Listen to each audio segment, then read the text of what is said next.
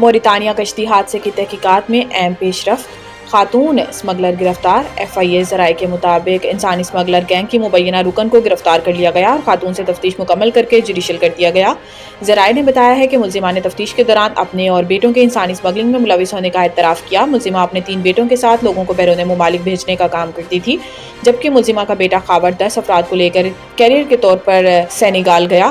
FIA ذرائع کے مطابق ملزم خاور اس سے قبل اپریل 2024 میں بھی سینیگال گیا تھا۔ ملزمہ کا ایک بیٹا حسن اٹلی میں ہے اور دوسرا بیٹا فرحان واقعے کے بعد سے مفرور ہے۔ ملزمہ کو ایک روز قبل گجرات کے نواحی گاؤں جھوڑا سے گرفتار کیا گیا۔ ملزمہ کے موبائل اور بینک اکاؤنٹ تفصیلات بھی حاصل کر لی گئی ہیں۔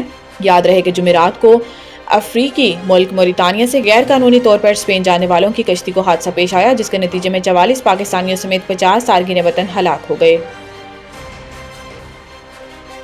ریکارڈنگ منصوبے کی راہ میں حائل ایک اور رکاوٹ ختم، جلد سعودی عرب سے معاہدے کا امکان۔ ایک اور متعلقہ پیش رفت میں ریکارڈنگ منصوبے کو نظرثانی شدہ قیمت کا تخمینہ مکمل کر لیا گیا اور دونوں فریق منصوبوں کی باریکیوں کو حتمی شکل دینے کے مرحلے میں ہے۔ سعودی عرب پہلے مرحلے میں ریکارڈنگ منصوبے میں 10% حصص حاصل کرے گا اور مستقبل میں اپنے حصص بڑھا سکتا ہے۔ ریکارڈنگ کی تکمیل کی راہ میں ایک بڑی رکاوٹ کو خوش اسلوبی سے حل کیا گیا، کیونکہ سعودی عرب مشینری کی خریداری کے لیے غیر ملکی زر مبادلہ کے استعمال کے لیے پاکستان سے باہر بینک اکاؤنٹ رکھنا چاہتا ہے۔ ممکنہ معاہدے کے حوالے سے جاری مذاکرات سے واقف ایک اعلیٰ اہلکار نے بتایا ہے کہ اب دونوں فریقین نے اس بات پر اتفاق کیا ہے کہ غیر ملکی زر مبادلہ پاکستان میں لایا جائے گا اور اس سلسلے میں ایک وسیع معاہدہ طے پائے گا۔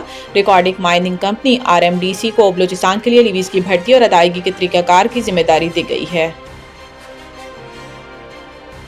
IMF نے پاکستان کی معاشی شرح نمو کا ہدف 3.2 سے کم کر کے 3% کر دیا۔ IMF نے ورلڈ اکنامک آؤٹ لک جاری کر دیا، جس میں عالمی مالیاتی فنڈ نے رواں مالی سال کے لیے پاکستان کے معاشی شرح نمو کے تخمینے پر نظر ثانی کرتے ہوئے اسے 3.2% سے کم کر کے 3% کر دیا۔ IMF نے رواں مالی سال پاکستان کی معاشی شرح نمو کا ہدف حاصل نہ ہونے کا تخمینہ لگایا، تاہم گزشتہ سال کے مقابلے میں معاشی شرح نمو میں اضافے کی پیشگوئی بھی کی گئی ہے۔ IMF نے آئندہ مالی سال معاشی شرح نمو 4% رہنے کی پیشگوئی کی، جبکہ گزشتہ مالی سال معاشی شرح نمو 2.5% تھی۔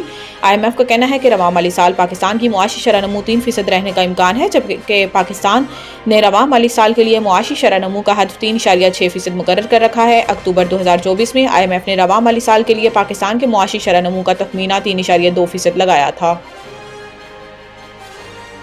گیس کی خریداری اور فروخت میں سوئی گیس کمپنیوں کا اجارہ داری ختم۔ پیٹرولیم ڈویژن نے اس کے نفاذ کے فریم ورک کے اعلامیہ جاری کر دیا، جس کے مطابق تھرڈ پارٹی نجی شعبہ کو گیس کی فروخت کی اجازت دے دی گئی ہے اور ایکنگ نے اس کی ایک حد کی توسیع کر دی ہے کہ 100 ملین مکعب فٹ گیس پرائیویٹ کمپنیاں ایک سال میں فروخت کر سکیں گی۔ اس پالیسی کے تحت تلاش و پیداوار کمپنیوں کی ترمیم شدہ پالیسی کا سالانہ بنیادوں پر جائزہ لیا جائے گا، تاکہ اس شعبے میں $5 ارب کی سرمایہ کاری کا راستہ ہموار کیا جا سکے۔